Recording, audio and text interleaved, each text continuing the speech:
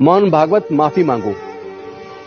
मैं देखना हूं और समझने की कोशिश कर रहा हूं वो कौन लोग हैं जो मोहन भागवत से माफी मांगने की अपील कर रहे हैं। ये वही लोग हैं जो देश के लिए खतरा बन चुके हैं। ये वही लोग हैं जो देश में जाति और धर्म के नाम पर उन्माद करते हैं। ये वही लोग हैं जो देश में अनेकों बार दंगे करा चुके हैं। वही लोग हैं जिन्होंने हजारों साल तक दलित, पिछड़ा, आदिवासियों के साथ शोषण और उत्पीड़न किया। वही लोग हैं जो मुंह रखने पर हमारे युवाओं की हत्या कर देते हैं। ये वही लोग हैं जो घड़ा छू लेने पर हमारे बच्चों की हत्या कर देते हैं। वही लोग हैं जो मंदिर प्रवेश करने पर, मंदिर में मूर्ति छू लेने पर हमारे लोगों की हत्या कर देते हैं। जय भीम, नमो बुद्धाय, जय भारत। दोस्तों,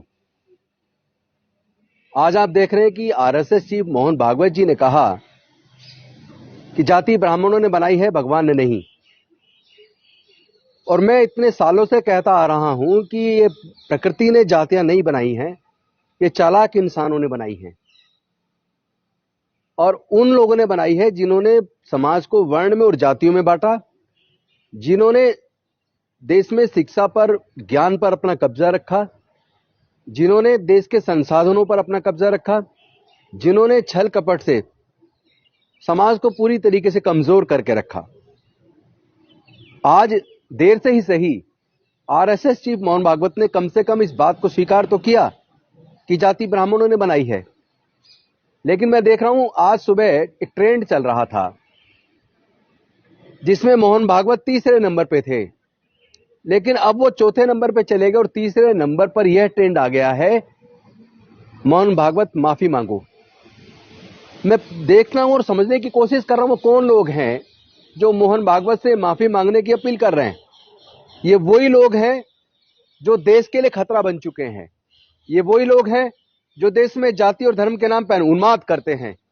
ये वही लोग हैं जो देश में अनेकों बार दंगे करा चुके हैं। ये वही लोग हैं जिन्होंने हजारों साल तक दलित, पिछड़ा, आदिवासियों के साथ शोषण और उत्पीड़न किया। ये वही लोग हैं जो मुंह रखने पर हमारे युवाओं की हत्या कर देते हैं।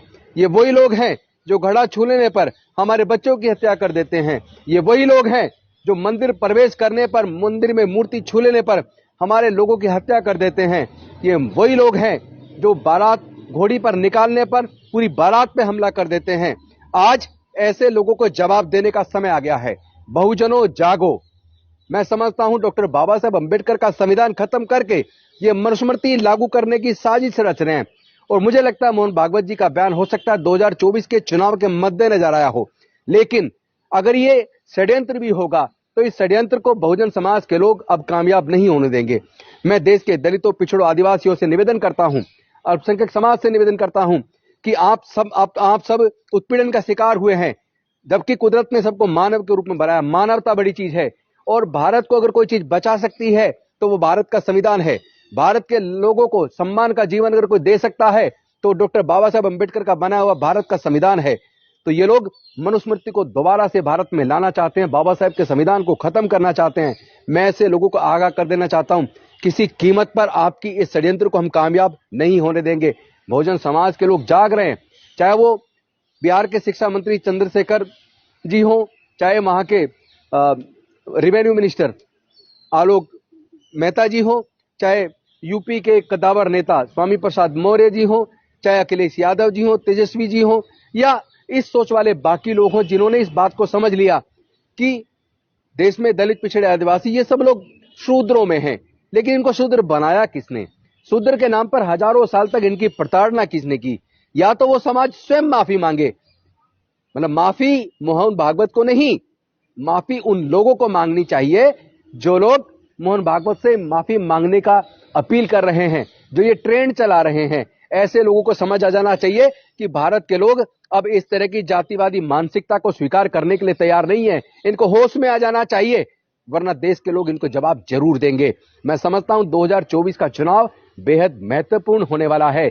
ये बहुजनों का चुनाव होगा, ये मानवता का चुनाव होगा, ये न्याय के लिए चुनाव होगा, ये उन लोगों को सत्ता से बाहर करने का चुनाव होगा जिन्होंने हर साल 2 करोड़ लोगों को रोजगार देने की बात की थी, जो लोग जाति और धर्म के नाम पे उन्माद करने वाले लोगों को आगे बढ़ावा देते रहते हैं। ऐसे लोगों को सत्ता से बाहर करने का चुनाव होगा। मैं कहना चाहता हूं, अपील करना चाहता हूं पूरे बहुजन समाज से, मानवता के लिए, देश को बचाने के लिए, डॉक्टर बाबा साहेब अम्बेडकर के संविधान को बचाने के लिए और मानवता की इज्जत आबरू बचाने के लिए, देश को सम्मान के साथ आगे बढ़ाने के लिए हम सबको एकजुट होकर इस मानवता की और न्याय की लड़ाई को लड़ना होगा। आइए हम सब लोग मिलकर ऐसे मनोवादी पार्टियों का बहिष्कार करें जो लोग शिक्षा और स्वास्थ्य के ऊपर बजट को घटाते हैं, कम करते हैं, जो लोग जाति और धर्म के नाम पे उन्माद पैदा करते हैं, जिनकी डिक्शनरी में पाकिस्तान, मुसलमान, कश्मीर इन 3 शब्द से ज्यादा कुछ नहीं है। और ऐसे लोगों को अब आईना दिखाना बहुत जरूरी है। जो नाना प्रकार के कुकुरमुत्ते की तरह जो जादू टोना करने वाले कितने सारे ज्योतिष साधु महात्मा निकल के आ गए हैं, जो नेताओं की गर्दन काटने पे लाखों करोड़ों रुपए का इनाम रख रहे हैं, जिनके खिलाफ सरकारें मुकदमा दर्ज नहीं कर रही हैं, ऐसी सरकारों को भी और ऐसे लोगों को भी जवाब देने का टाइम आ गया है। मैं आपसे निवेदन करता हूं, बहुजनों जागो और लड़ाई के लिए तैयार हो जाओ। ये लड़ाई तीर और तलवार से लड़ने वाली नहीं है, ये लड़ाई औजार हथियार से लड़ने वाली नहीं है, ये लड़ाई विचारधारा की लड़ाई है, जिसमें एक तरफ डॉक्टर बाबा साहेब अम्बेडकर की विचारधारा जो समता, स्वतंत्रता, बंधुता, न्याय, प्रज्ञाशील, करुणा और मैत्री पर आधारित है, दूसरी तरफ विषमतावादी विचारधारा जो जाति और वर्ण में, जिसने पूरे देश को, समाज को टुकड़े टुकड़े में बांट दिया है, वो विचारधारा है। उस विचारधारा के साथ, उस मनुवादी विचारधारा के साथ मानवतावादी विचारधारा के बीच में जो संघर्ष है, इसमें लड़ाई मानवतावादी विचारधारा की होगी, यानी डॉक्टर बाबा साहब अम्बेडकर के संविधान की होगी, यानी कि भारत की जीत होने वाली है। तो जो लोग भारत से प्यार करते हैं, सच्चे देशभक्त हैं, वो इस लड़ाई में, मानवता की लड़ाई में हमारे साथ आए। और जो लोग मानवता को कुचलना चाहते हैं, भारत को फिर से गुलाम बनाना चाहते हैं, वो लोग हमसे दूर रहे तो अच्छा है। बहुत बहुत धन्यवाद। नमो बुद्धाय। जय भीम, जय भारत।